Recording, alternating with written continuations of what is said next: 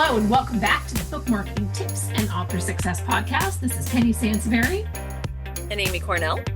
And this is our first, we pre-recorded some shows for 2025. This is our first recording for the year, so we're very excited. It's always really exciting to come back after the break and start recording these again, isn't it? Yeah, it is. Because, it's nice because sometimes it gets to the point where like, okay, have we talked about this? Have we not? Either way, it feels like new year and all these ideas are flowing, which is very exciting. Which is very exciting indeed. And we were talking about this last week, how much we're looking forward to recording these shows again. So we so appreciate the feedback that we've gotten from all of you on the show and all the new listeners that we garnered in the last 6 months. We've had just a lot of feedback. And whether you're listening to this on Spotify or iTunes, give our podcast a follow button so that you're notified every time we put out a new show, which we do weekly. And share if you found the show helpful, which hopefully you will. Please share the show with a friend that you think could benefit by it. So this was so we're doing, and I'm assuming that these are going to run also in order. We're going to do 2 back-to-back Amazon specific shows because both of these shows are around, they dial into issues that Amy and I hear really consistently.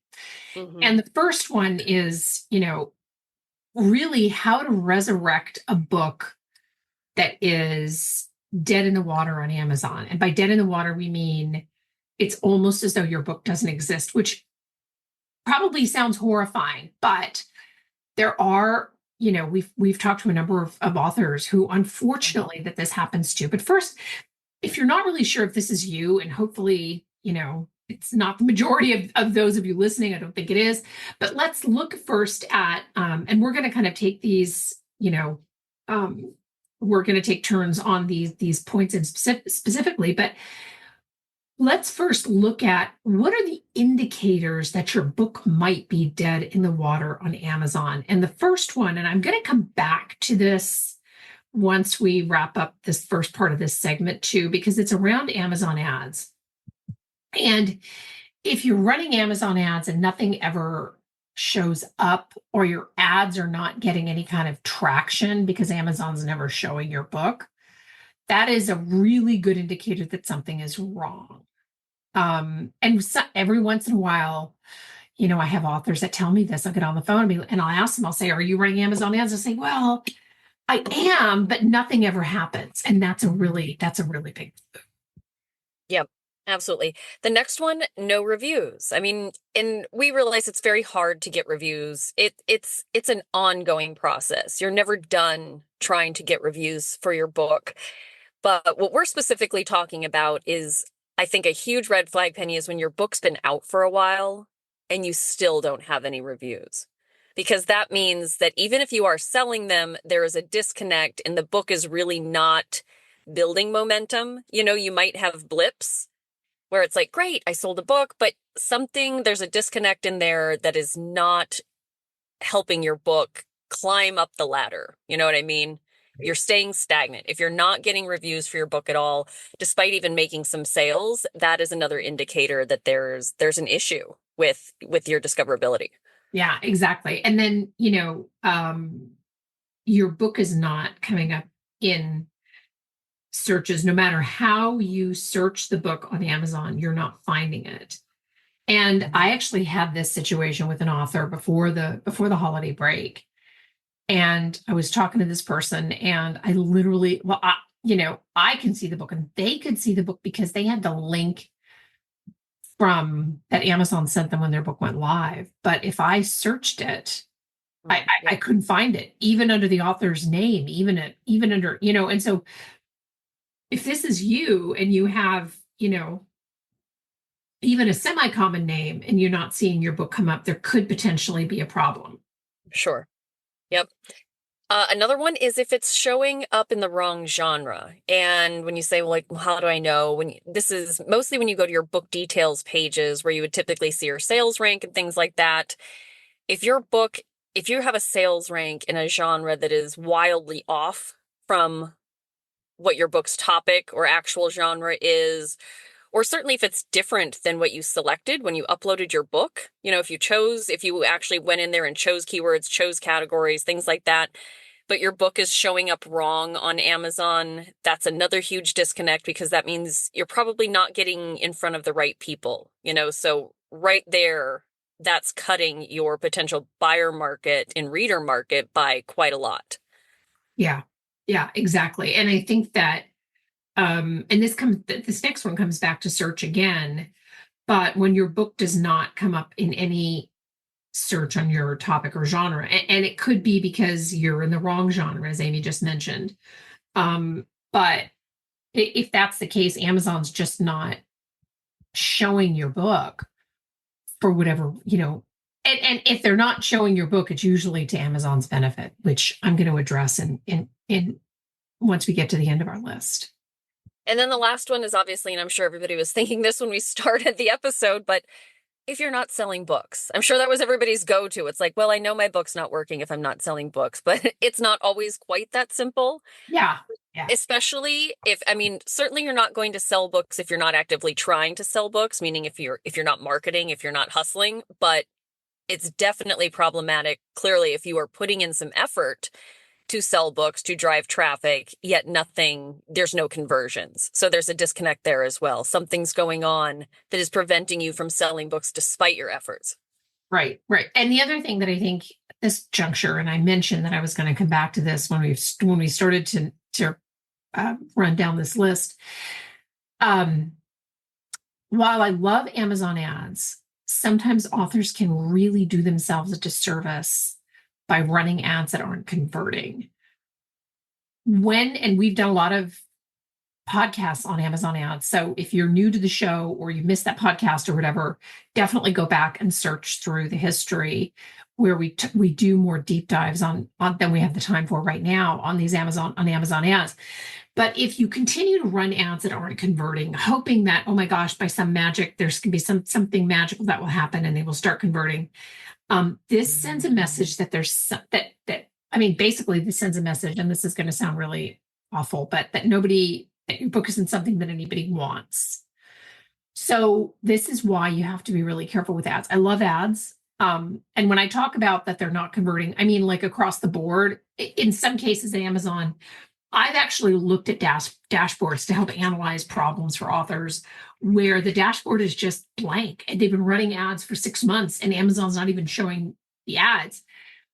The other side of this is that if Amazon keeps showing the ad, but nothing is happening, it keeps putting a black mark on your side of the scoreboard, as it were. And Amazon they only care about selling stuff. So that's part of the reason why I always tell authors, you got to keep checking your ads and kill off ads that are not converting, because that can really hurt your book as well. All right. So let's say, hopefully you didn't nod at all of these, but if you did, you have a big problem. Make sure to listen to the entire show.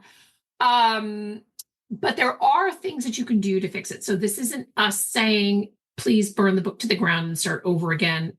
In some cases, maybe that's warranted. But the first thing you want to do is you want to look at your book description. So a flat or poorly written book description or a short 2-sentence book description, like, this book is a mystery thriller. And I've seen that on Amazon and I'm like, oh my gosh, really? Like, that's all you're going to give me? Right. Is often what? Sorry, I'm like, or almost the entire first chapter seems to be crammed in there too. That's like on the other end of the spectrum. Yes. So, a thoughtfully written, a book description, the way that the book looks when it shows up on Amazon, and in particular the book description, is very much an indicator of what your book interior is going to look like, right?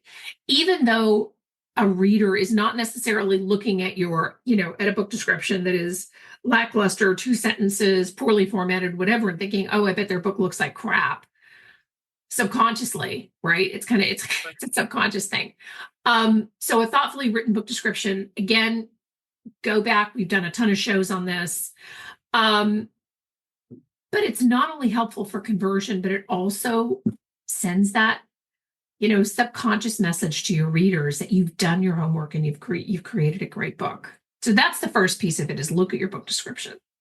Right. I think that's such a good point, Penny, because we've said it before, good enough is not good enough. No.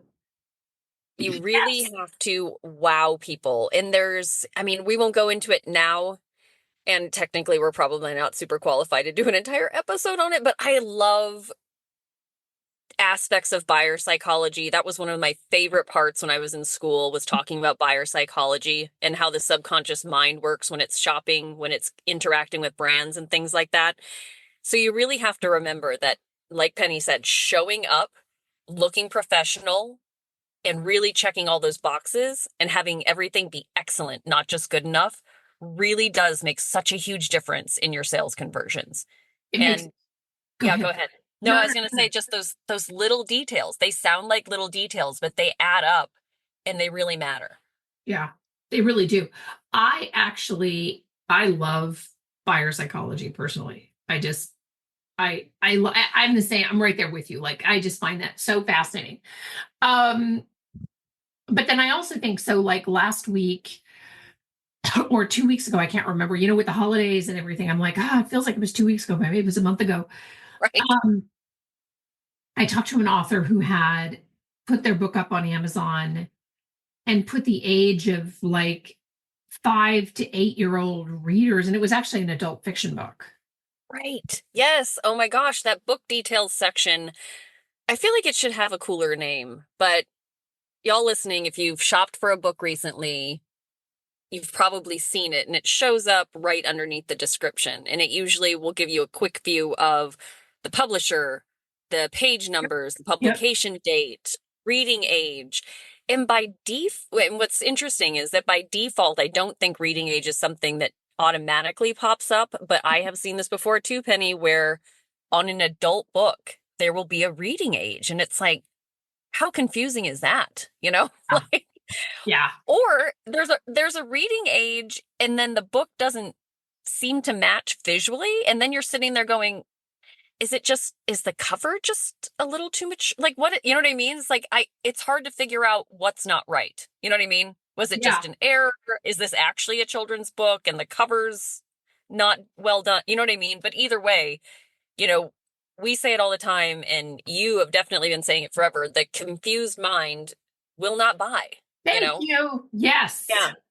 So if anything about your book page is confusing, they're moving on. You've Right. lost that person, and with that kind of first impression, it's very unlikely you'll get them back either. That's the really unfortunate part.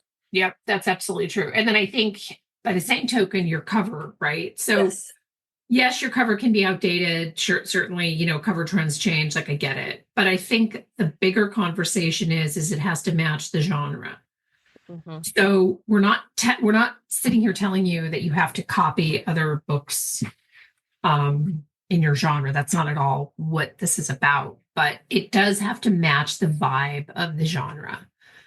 And I think that if your book cover does not pass the smell test, whatever, that's a good opportunity to say, you know what, let me revise this. And I've actually seen authors who have, what we call sort of like dead in the water books where they cannot be found on Amazon, and updating just the things that we've talked about so far can really help to breathe new life into your book. Yes, we had a client at one point. Remember, it was a historical fiction book, and he changed the cover. Yes. And it was actually after the initial campaign. We promoted his book, and we addressed that with him. He went and he changed the cover, and we did a little more work for him. We did some more pitching and things like that, and it was amazing the reception he got. And by that point, the book was older. You know what I mean? It wasn't old, but it wasn't even a new release anymore. Yet the fact that he changed the cover, and it was a gorgeous cover. It was one of those things where you're just slapping your head like, why not this the first time? I know it.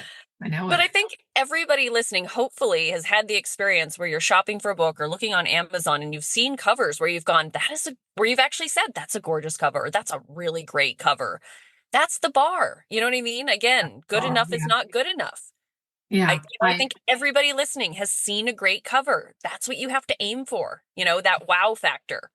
Not And just it works, or I'm tired of going back and forth with a designer. I'm just going to go with it now. Like, sadly, that's not the market doesn't allow for that anymore. well, and I got to tell you, I mean, and you and I we actually talked about this on the podcast when I put out the Amazon author formula. I Mm, was kind of at my wit's end in terms of like, oh, what should I do with this design? Or I get it. Like, I wanted to just yeah. be like, you know what, this is fine. It's just going to go. And Amy was actually the one that stopped me, and she's like, no, this is not okay. But um, it is, and Amy and I are such nerds that we will sometimes like, I'm like, oh my gosh, you've got to see this cover. This cover is so gorgeous. Where we just Oh like yeah. vibe out on these Hmm. great covers, because they are there's something about the presentation on Amazon that can absolutely make or break a book. So bad Absolutely. outdated, match your genre. Sorry, what were you gonna say? Oh no, I was just going to say I've 100%. I mean, I knew the genre book was in, but I decided that I was going to buy it based on the cover alone. Like, the description was like a bonus. Does that like, you know what I mean? It's like I've 100% Yeah, done that before. I'm like, I know it's in a genre I like. The cover's gorgeous. It has to be good, you know? yeah, yeah, exactly. And then the next one, find one lane to focus on. And by that, we mean a genre. Like, we understand that there is some overlap. There are some subgenres that have some overlap and things like that. But it's really important, not only for discoverability, but it's also so important for your branding, for your marketing. Like, your genre that you really want to focus on should be a factor in a lot of your decision making, not just producing the book, but ongoing, how you get the book out there and what you present to the world. So finding a genre, focusing on not just that branding and that marketing, but who those people are, what they're looking for. It's really, in that regard, it's kind of a quality over quantity thing versus trying to say like, no, but my book fits in all of these and thinking that's going to serve you well because you'll magically sell a ton more books because you've managed to say, well, like, parts of my book belong in all of these genres, and thinking that's how the sales roll in. It's actually the exact opposite of that. Yeah, that's absolutely true. It is the exact opposite of that because what you're doing is you're really fragmenting the traffic. You're fragmenting like the energy around your book, Yep. trying to appeal to all of these genres. And as we've talked about, and again, go back through some of our other shows, we've talked about how readers are so specific about the books that they want to read. And Mm-hmm. if you're trying to straddle, first off, you can't straddle two horses. There's you just know I mean there's what I mean. I mean that's like I love that. I've got a great visual in my head too. yeah, I mean you can't do it. And Yeah. when you try, you fail. So, Hmm. that's something. The other thing is I think you have to really look at your pricing. So I, I talk to authors and they're just like, I don't really know why my book is not doing well. And then their book pricing is crazy. So I talked to an author again.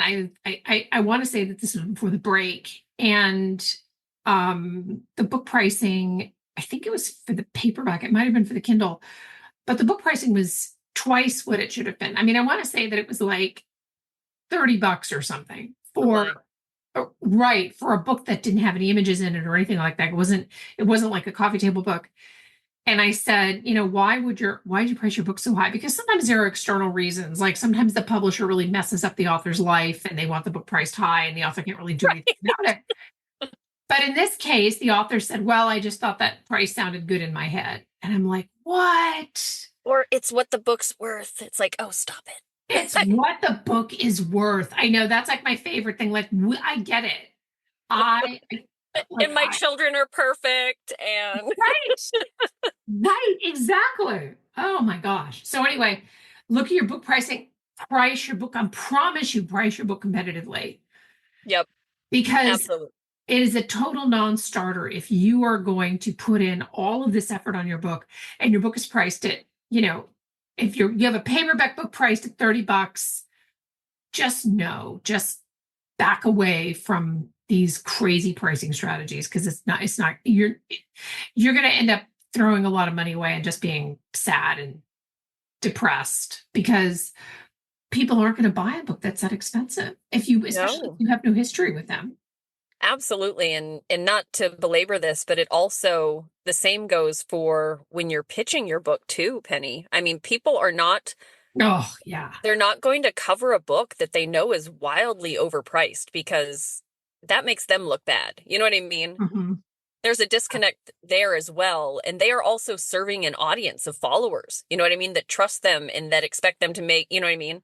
And so it goes farther than just so you could say, like, well, my book is for people that are willing to spend that. It's like, okay, fine. If you've really convinced yourself of that, the next level, and you can't fix this, is that thought leaders, media, things like that, they are not going to cover a book that is, priced out of the market because it Yeah. just doesn't make them look good either. Yeah.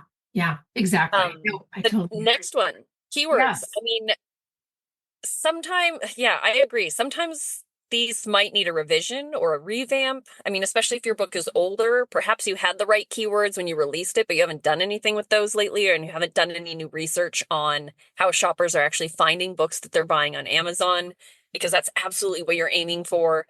And then maybe your keywords just weren't great to start. And I will say, Penny, again, not to knock publishers, but we've had quite a few clients recently that when they started with us, they've run their keywords that their publishers recommended by them or their publishing group, and they're just not competitive. You know what I mean? They're not ridiculous. They're not completely out in left field by any means, but they're not competitive enough.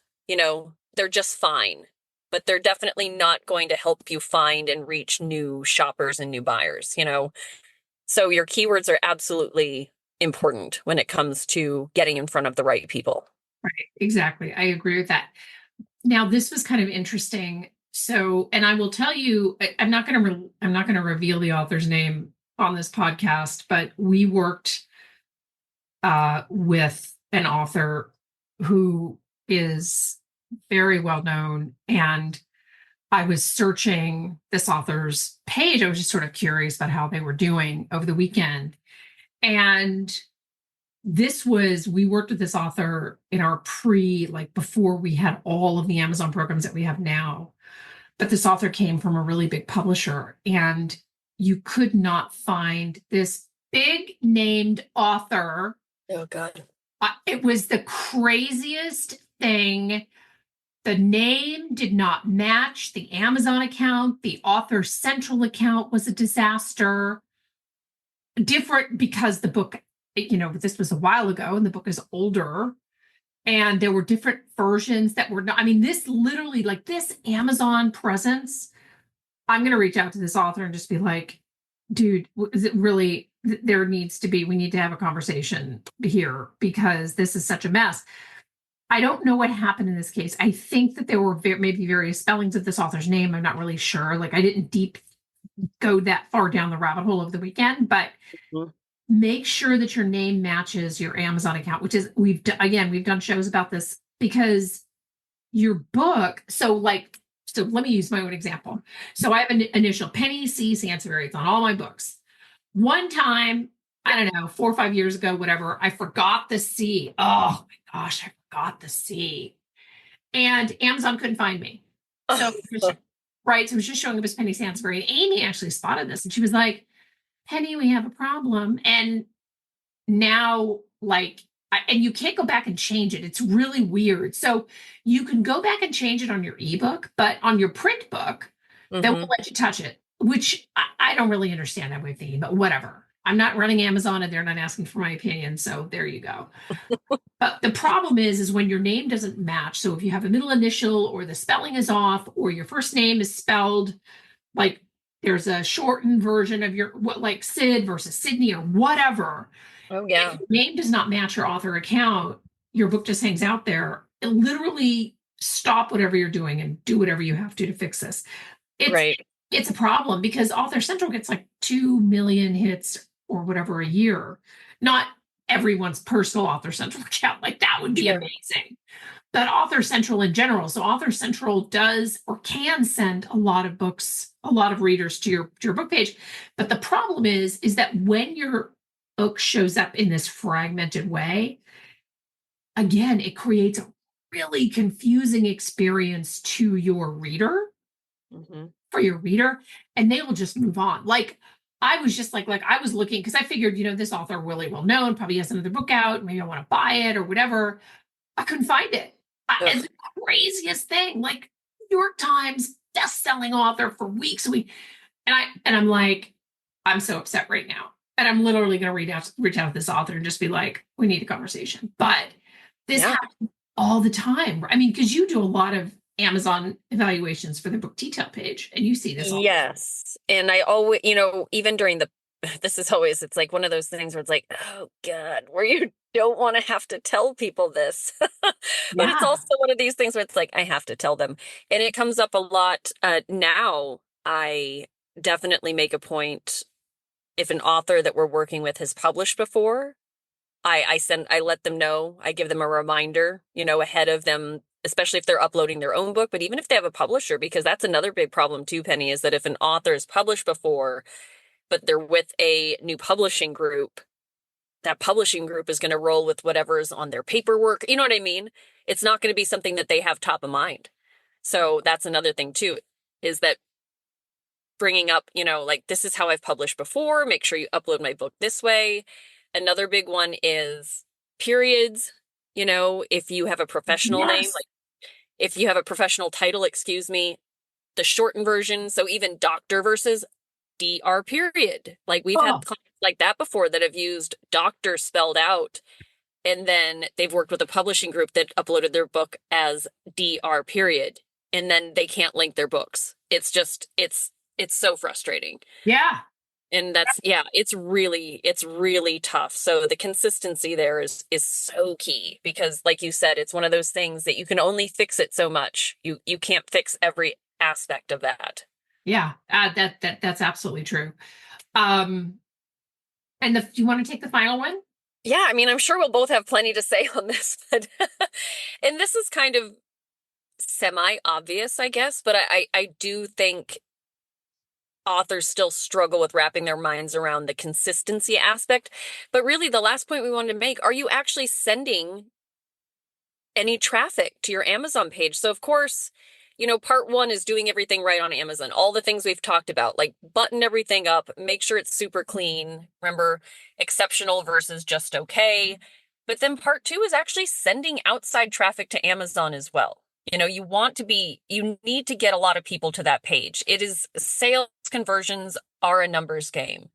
You have to be sending, sounds like huge numbers here, but you have to be sending thousands of people to your page over the life of your book if you want to sell copies. It's just how it works, you know?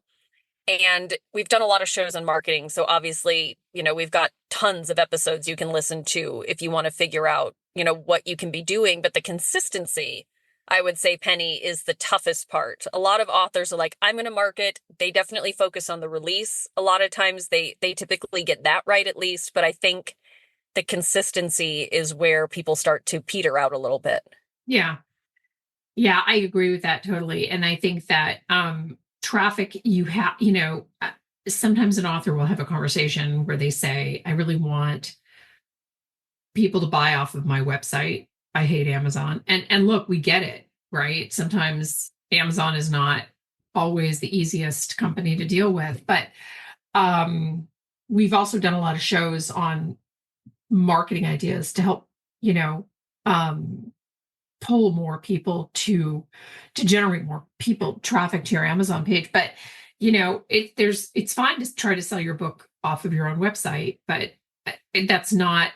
I wouldn't do that outside of, like, I wouldn't try to circumvent Amazon in that way unless you are big and famous and you're listening to this and you're like, oh, ha, Penny Amy, I get millions of people to my site. Well, great, good for you. Then you can definitely And sell. thank you for listening. And thank you for listening. Yeah, and please share this with all of your author friends who probably also have like a million people go to their websites. But and it's definitely important to send people from reviews and things like that to your Amazon Facebook page, because that's something that's also going to help to generate more hits to that page. Because again, the only thing that Amazon cares about is they want to sell something. They don't care if it's your thing or somebody's widget. They just want to sell. Right. Keep the lights on and keep Jeff Bezos going to space, apparently. So there you go. All right. Well, we hope that this show has been helpful. I did, like I said, this was just a topic that came up quite has come up, unfortunately, way too many times. If this is you, try the first few of these that we talked about and see if that changes your life, because it very well might be. We want to thank you all so much for listening and for posting reviews and for giving us feedback and for show ideas, which we love.